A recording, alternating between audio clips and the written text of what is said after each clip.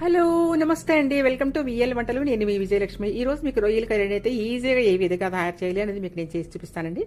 అది చపాతీలో కానీ అన్నంలో కానీ దేంట్లోనే తినొచ్చండి. మీరు మసాలాలు తక్కువగా అసలు ఏం మసాలా వేయకుండా కూడా చేసుకోవచ్చు. ఒకసారి అయితే చూడండి. ఇప్పుడు ఒక పాన్ తీసుకోండి. దాంట్లో మీరు ఒక 5 టేబుల్ స్పూన్ వరకు ఆయిల్ వేసుకోండి.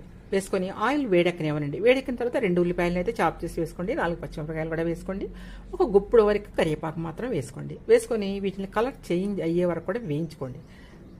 మీకు ఉల్లిపాయలు బాగా ఏగితేనే బాగుంటుందండి కర్రీ. ఉల్లిపాయలు బాగా ఏగిన తర్వాత అల్లం వెల్లుల్లి పేస్ట్ వచ్చి ఒక 1/2 స్పూన్ వరకు వేసుకోండి. ఎందుకంటే మనం తినేది కొంచెం నీసు వాసన ఉంటుంది కాబట్టి రొయ్యలు అల్లం వెల్లుల్లి పేస్ట్ ఒక 1/2 స్పూన్ వేసుకుంటే సరిపోతుంది. ఇంకెటువంటి మసాలాలు దీంట్లో గరం మసాలా కానీ ఏం వేయాల్సిన అవసరం లేదండి. అప్పుడే మీకు రొయ్యలు రియల్ టేస్ట్ అయితే మీకు తెలుస్తుంది. సూపర్గా అయితే ఉంటుందండి రొయ్యల కూర. ఈ విధంగా ఈజీగా వంట రాని వాళ్ళు, రూమ్లో ఉన్నవాళ్ళు, ఎవరైనా బిగినర్స్ ఎవరైనా సరే అసలు వంట వాళ్ళకి మాకు రాదు అనుకున్న వాళ్ళు కూడా ఈజీగా చేసుకోవచ్చండి. ఇది ఇట్లా అయితే మీరు చేసుకోండి.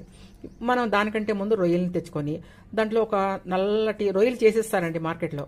కొంచెం ఒక 50 రూపాయలు అలా ఇస్తే రొయ్యలు చేసిస్తారు. చేసిన దాంట్లో నల్లటి ఒక తాళ్ళలా ఉంటుందండి పైన. అది తీసేయండి. అది తీసేసి శుభ్రంగా స్టవ్ మీద పెట్టి వాటర్ పోయే వరకు కూడా కొంచెం పసుపు ఉప్పు వేసి స్టవ్ మీద పెట్టండి. స్టవ్ మీద పెట్టుకుని దాన్ని పక్కనైతే పెట్టుకోండి. ఒక 4 టమాటాలను తీసుకోండి. 4 టమాటాలు ప్యూరీ లాగా మిక్సీ చేసి 4 టమాటాలు కూడా వేసి ఈ విధంగా టమాటాలను పచ్చివాసన పోయే వరకు కూడా వేయించుకోండి. చూస్తారు కదా, ఇలా వేయించుకోండి. మనం రొయ్యలను అయితే మనం స్టవ్ మీద పెట్టుకొని కొంచెం పసుపు, ఒక 1/2 స్పూను ఉప్పు వేసుకొని స్టవ్ మీద పెట్టుకుంటే దాంట్లో వాటర్, రొయ్యల్లో చాలా వాటర్ ఉంటాయండి, మొత్తం ఎవాపరేట్ అయిపోతాయి. ఇంకా ఆయిల్ ఏం వేయాల్సిన అవసరం లేదండి. ఎవాపరేట్ అయిపోయిన రొయ్యలు మాత్రం ఈ విధంగా వేసుకోండి. వేగిన ఉల్లిపాయలు వేసుకొని బాగా వేగనివ్వండి. ఉల్లిపాయలు వేగినాయి కదా, రొయ్యలను కూడా కొంచెం ఎర్రగా వేగనివ్వండి. ఇట్లా వేగితేనే మీకు కర్రీ చాలా టేస్ట్గా ఉంటుందండి. ఇప్పుడు సాల్ట్ అయితే మనం రొయ్యలు వేసాం కాబట్టి ఒక 1/2 స్పూన్ వరకు సాల్ట్ వేసుకోండి. కారం ఒక 1/2 స్పూన్ వేసుకోండి. వేసుకొని కొంచెం వాటర్ పోసుకోండి. ఒక గ్లాస్ వరకు వాటర్ పోసుకోండి. ఒక చిన్న గ్లాస్ వరకు వాటర్ అయితే పోసుకోండి. సాల్ట్ 1/2 స్పూను, కారం ఒక 1/2 స్పూను చూసుకొని, సాల్ట్ అనేది మీ ఇష్టం, మీరు ఎంత తింటే అంత వేసుకోండి. కారం అయితే మాత్రం 1/2 స్పూన్ సరిపోతుంది. వాటర్ పోసుకొని లిడ్ క్లోజ్ చేసి మీరు కొంచెం ఉడకనిచ్చిన తర్వాత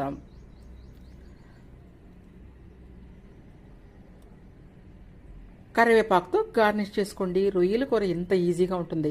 ఎవరైనా రూమ్లో ఉన్న బ్యాచిలర్స్ కానీ బిగినర్స్ కానీ ఇట్లా రొయ్యల కూర రాదు అనుకున్న వాళ్ళు బయట మీకు రొయ్యలు తీసిస్తారండి. ఇలా తయారు చేసుకుని ఈజీగా రొయ్యల కర్రీని అయితే టేస్టీ రొయ్యలు